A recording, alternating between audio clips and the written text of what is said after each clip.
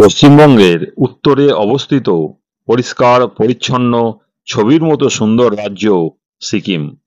আর সিকিমের উত্তরে পৃথিবীর সবচেয়ে উঁচুতে অবস্থিত অপূর্ব সুন্দর এবং নয়নাভিরাম গুরুদংমাল লেক। সমুদ্রপৃষ্ঠ থেকে প্রায় 18,000 ফুট উচ্চতায় এই লেক অবস্থিত। বৌদ্ধ ধর্মের মানুষদের কাছে এই লেক অতি পবিত্র এক জলাশয়। আজ এই লেক দেখাতেই নিয়ে যাব আমি সুখেন। আমার ছোট্ট ইউটিউব চ্যানেল ভ্রমণ পিপাসু সুখেনে আপনাদের সকলকে স্বাগত। এখন ঘড়িতে বাজে সকাল 6:44 আর আমরা আমাদের এই হোটেল থেকে চেক আউট করে গেলাম। এখান থেকে আমরা চলে যাব গুরুদংমার দিকে। আমরা এখন আছি লাচেনে। এই লাচেন থেকে বেরিয়ে সোজা যাব প্রথমে গুরুদংমার লেক দেখতে। হোটেল লুংটা ভ্যালি, এই হোটেলেই আমরা ছিলাম। হোটেলটি যথেষ্ট ভালো এবং পরিষ্কার পরিচ্ছন্ন। কলকাতার এক বাঙালি দম্পতি এই হোটেলটি লিজ নিয়ে চালাচ্ছেন। লাচেন থেকে গুরুদংমার লেকের দূরত্ব হচ্ছে 65 কিলোমিটার আর সময় লাগবে প্রায় 3 ঘন্টার মতো।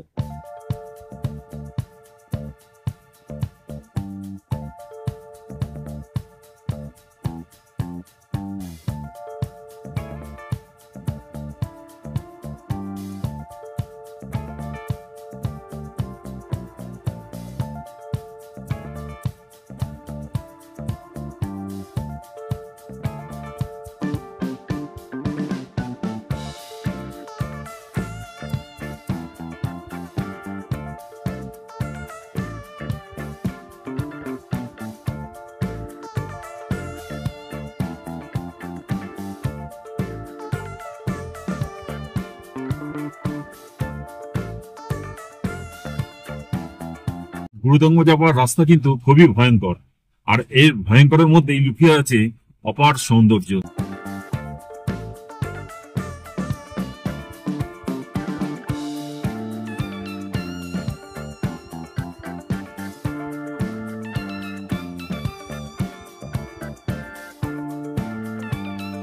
গুরুদংমা লেকের দিকে যতই এগিয়ে যাচ্ছি, যতই উপরে উঠছি, ততই বিস্ময়ে মন ভরে যাচ্ছে।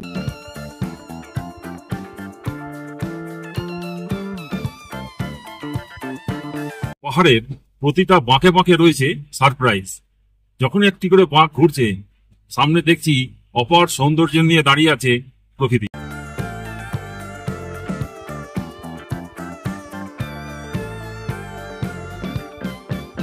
চারিদিকে পাহাড়ের মাথায় মাথায় শুধু বরফ আর বরফ।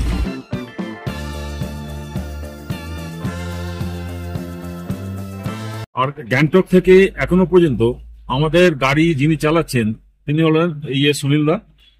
এই সুনীল দা গ্যাংটক থেকে আমাদের সঙ্গে আছেন।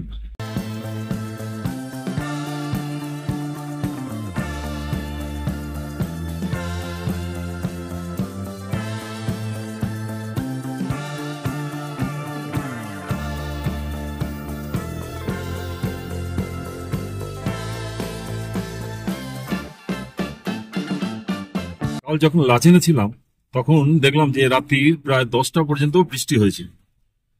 তাই ভেবেছিলাম যে পরের দিন হয়তো গুরুদংমা যাওয়ার পারমিশন পাবো না, কিন্তু আজকে দেখলাম রোদ উঠে গেছে এবং ওয়েদার খুবই মনোরম হয়ে গেছে।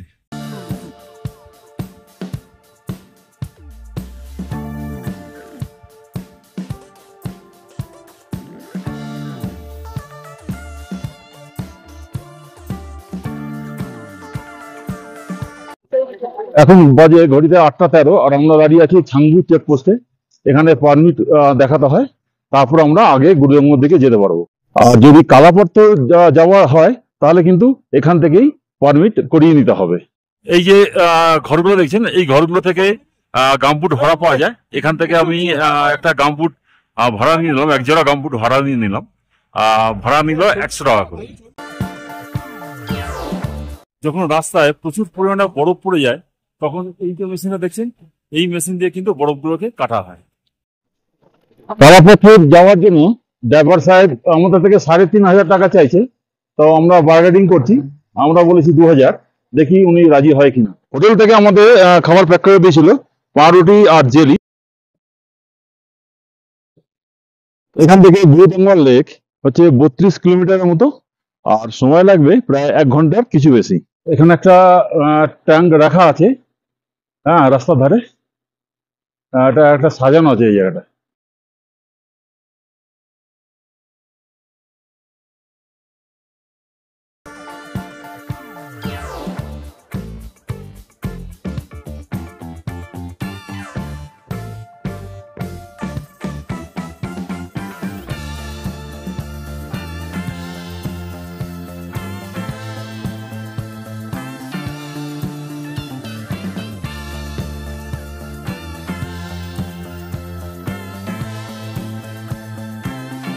আমি এখন দাঁড়িয়ে আছি গ্যাগো চেকপোস্টে। আর এটা হচ্ছে 15,000 ফুট উঁচু। আর এখানে আমাদের চেকিং হবে, আর আমাদের ছবি তোলা হবে, তারপর আমাদেরকে আগে যেতে দেবে। এই চেকপোস্টে এখানে একটা ছোট কাফে আছে, আপনারা এখানে চা, কফি, খাবার, স্ন্যাক্স পেয়ে যাবেন। গ্যাগো চেকপোস্ট পার হয়ে আমরা এগিয়ে চলেছি গুরুদংমাল লেকের দিকে।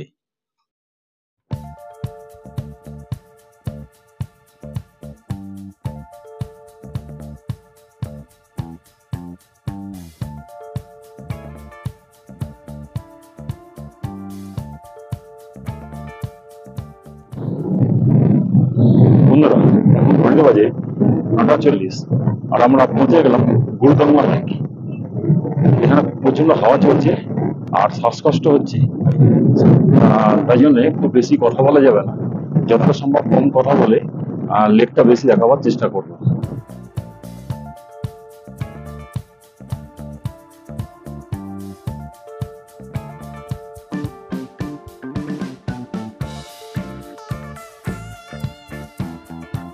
বন্ধুরা, এই গুরুদংমা লেকের জল খানিকটা জমে রয়েছে, আর বেশিরভাগটা কিন্তু গলে গেছে।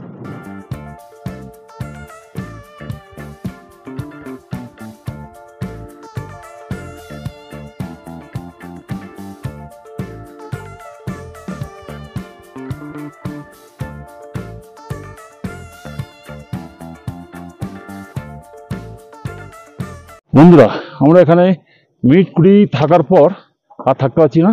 এবার আমরা গুরুদংমা লেক ছেড়ে নিচে নেমে যাব। এখানে খুব শ্বাসকষ্ট হচ্ছে। হ্যাঁ, মিনিট 15 থাকার পর আমরা এখান থেকে নেমে যাচ্ছি। মিনিট 15-20 ছিলাম। এবার আমরা যাব কালা পাথরের দিকে। শুনেছি সেখানেও প্রচুর বরফ পড়েছে। গুরুদংমাল লেক থেকে কালা পাথরের দূরত্ব 44 কিলোমিটার, আর সময় লাগবে 1 ঘন্টা 30 মিনিটের মতো।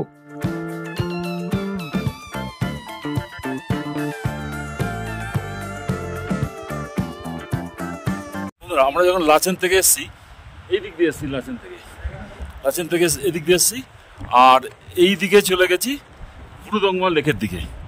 এই দিকটা হচ্ছে গুরুদংমা লেকের দিকে যাচ্ছি। আর এখান থেকে যে রাস্তাটা ঘুরে গেছে, এই যে রাস্তাটা ঘুরে গেছে, এখান থেকে চলে যাচ্ছে কালা পাথর। আরেকবার বলি, এই দিকটা হচ্ছে লাচেন থেকে এসে এই দিকটা হচ্ছে গুরুদংমা দিকের রাস্তা। আর এখান থেকে যে ঘুরে যে রাস্তাটা উপর দিকে চলে গেছে, এটা গেছে হচ্ছে কালা পাথরের দিকে। সমুদ্রপৃষ্ঠ থেকে প্রায় 15,000 ফুট উপরে অবস্থিত কালা পাথর। কালা পাথর যাবার সেরা সময় হলো মার্চ থেকে জুন পর্যন্ত।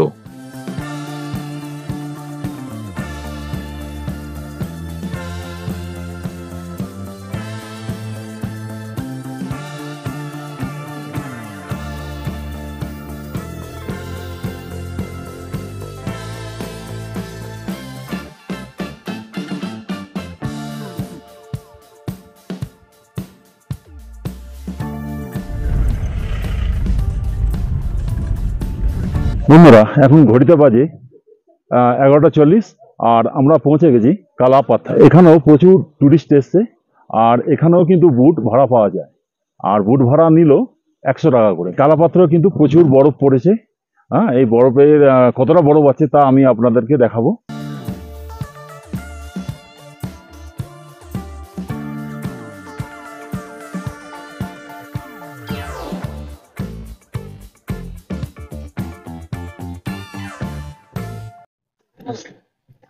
আমি বেশ খানিকটা কিন্তু উপরে চলে এসেছি। এখানে কিন্তু প্রচন্ড হাওয়া বইছে আর শ্বাসকষ্টও হচ্ছে খানিকটা। দেখুন ওই যে ওইখানে হচ্ছে আমাদের গাড়িগুলো আছে, ওইখান থেকে বেশ খানিকটা আমি উপরে চলে এসেছি। আর এখানে কিন্তু প্রচন্ড শ্বাসকষ্ট হচ্ছে আর হাওয়া চলছে প্রচন্ড।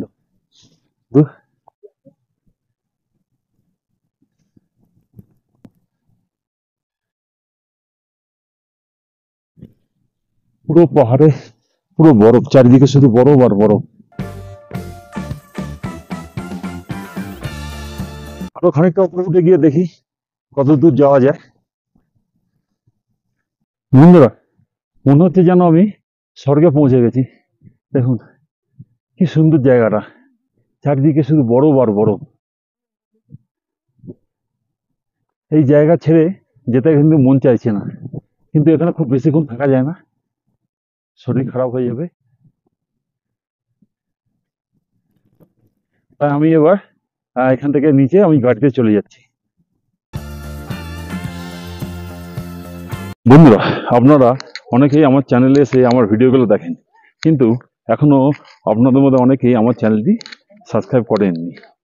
যারা এখনো সাবস্ক্রাইব করেননি তাদেরকে অনুরোধ করছি আমার চ্যানেলটি সাবস্ক্রাইব করে আমাকে একটু সাপোর্ট করুন। আপনাদের এই সাপোর্টটা আমার খুব দরকার। আর আপনারা যারা আজকে আমার চ্যানেলে নতুন এলেন তাদেরকে অনুরোধ করব আমার চ্যানেলটি সাবস্ক্রাইব করে আমাকে একটু সাপোর্ট করুন। আপনাদের সাপোর্টটা আমার খুব দরকার, কারণ আপনাদের সাপোর্ট পেলে আমি আরো অনেক ভিডিও বানাতে উৎসাহিত বোধ করব। তাহলে আর কি, আজকের মতো ভিডিওটা আমি এখানেই শেষ করছি। দেখা হচ্ছে আমার গ্যাংটক ভ্রমণের পরবর্তী পর্যায়ে। ততক্ষণ পর্যন্ত টাটা।